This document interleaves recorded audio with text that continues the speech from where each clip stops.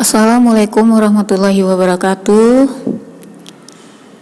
Kali ini saya akan menampilkan tugas 1.1.a.8 koneksi antar materi, kesimpulan dan refleksi dari modul 1.1. Perkenalkan, sebelumnya nama saya Saswitri Indra, berasal dari SD YPTSS Sangir Balai Janggo, Solok Selatan, CGP Angkatan 7. Baiklah, sebelum kita lanjut, saya akan menjelaskan sedikit tentang tugas 1.1.a8 ini, yaitu koneksi antar materi.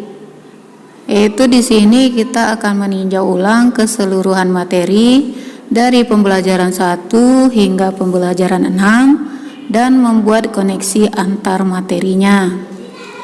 Sementara yang di dalam ini yang akan saya bahas yaitu pertamanya tentang Ki Hajar Dewantara secara singkat, kemudian koneksi antar materi, kemudian dilanjut pendidikan menuntun bukan menuntut, dan kita lanjut lagi dengan refleksi pemikiran KHD.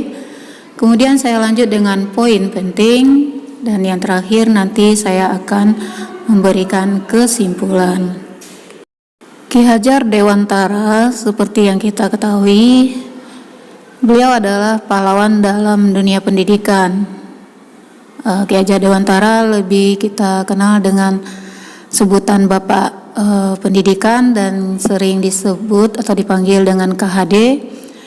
Ini adalah seorang pendiri sekolah taman siswa yang mana beliau ingin merubah sistem pendidikan yang pada zaman kolonial hanya menguntungkan kaum Belanda saja, karena yang dapat pendidikan pada zaman kolonial itu adalah orang-orang kaya dan calon pejabat pemerintah saja.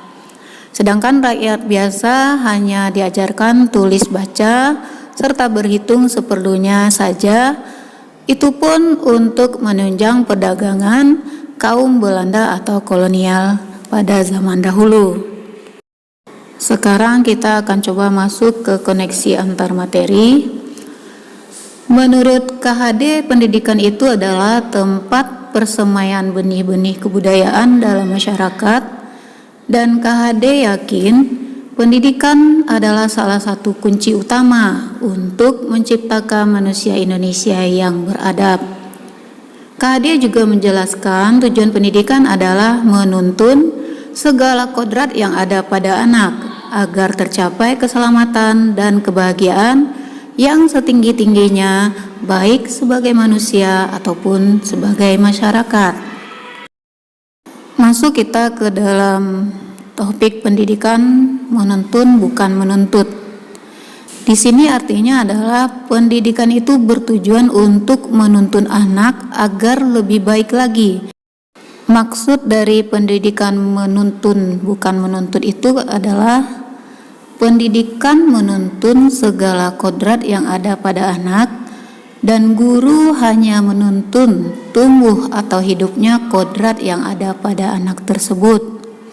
Kemudian, pendidikan juga menuntun atau memfasilitasi atau membantu anak untuk menebalkan garis samar yang sudah ada pada anak yang dibawa mereka saat mereka lahir agar dapat memperbaiki laku mereka. Kemudian, keluarga juga merupakan tempat bersemainya pendidikan yang sempurna untuk melatih kecerdasan budi pekerti anak, yaitu perpaduan antara cipta, karsa, dan karya. Jadi, setelah mempelajari pemikiran KHD ini, maka ada beberapa hal yang harus saya perhatikan dalam mewujudkan Merdeka Belajar di sekolah saya, terutama di kelas saya. Dalam refleksi antar materi ini, maka timbul pertanyaan, yaitu yang pertama adalah apa yang saya percaya tentang murid dan pembelajaran di kelas sebelum saya mempelajari modul 1.1 ini.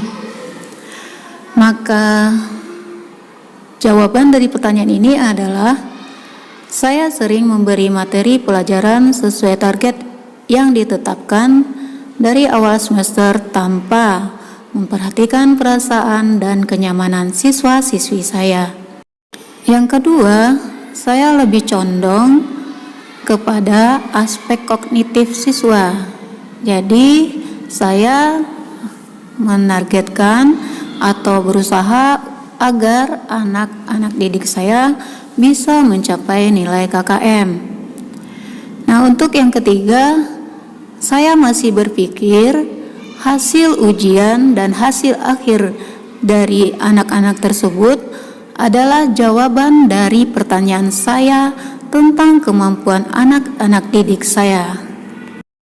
Dan yang terakhir adalah saya selama ini percaya bahwa anak adalah sebuah kertas kosong atau selembar kertas kosong yang harus saya isi sesuai target yang sudah ditentukan. Kemudian timbul pertanyaan yang kedua, apa yang berubah dari pemikiran atau perilaku saya setelah saya mempelajari modul 1.1 ini?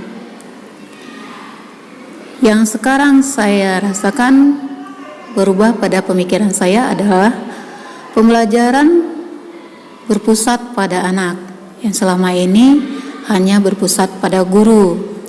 Kemudian saya harus menjadi contoh teladan, memberi semangat, mendorong anak didik saya agar lebih maju dan sukses lagi. Serta tugas saya juga menuntun budi pekerti mereka agar lakunya semakin baik. Pada perilaku saya yang berubah yaitu saya akan menuntun anak didik saya sesuai kodratnya masing-masing. Kemudian saya juga akan memerdekakan anak tanpa tekanan, mereka bisa belajar sesuai kemampuan dan gaya belajar yang mereka senangi.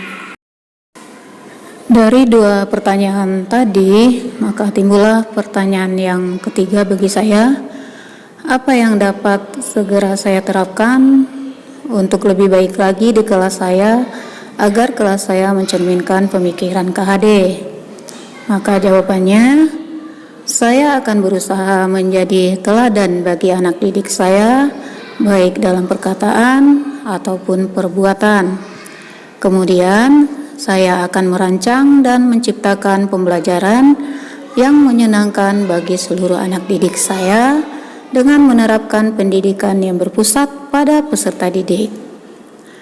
Saya juga akan mengenal lebih dalam karakteristik mereka, saya dengan cara berkomunikasi dengan mereka secara langsung dan juga orang tua mereka. Saya juga akan menuntun budi pekerti mereka agar menjadi lebih baik lagi.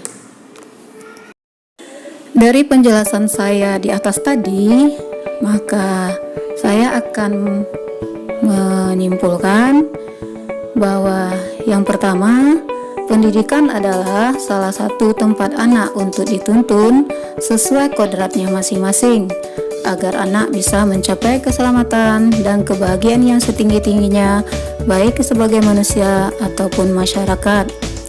Sedangkan kesimpulan yang kedua, anak bukanlah kertas kosong seperti yang selama ini orang dewasa pikirkan, tapi anak seperti kertas yang sudah penuh berisi tulisan yang masih samar-samar.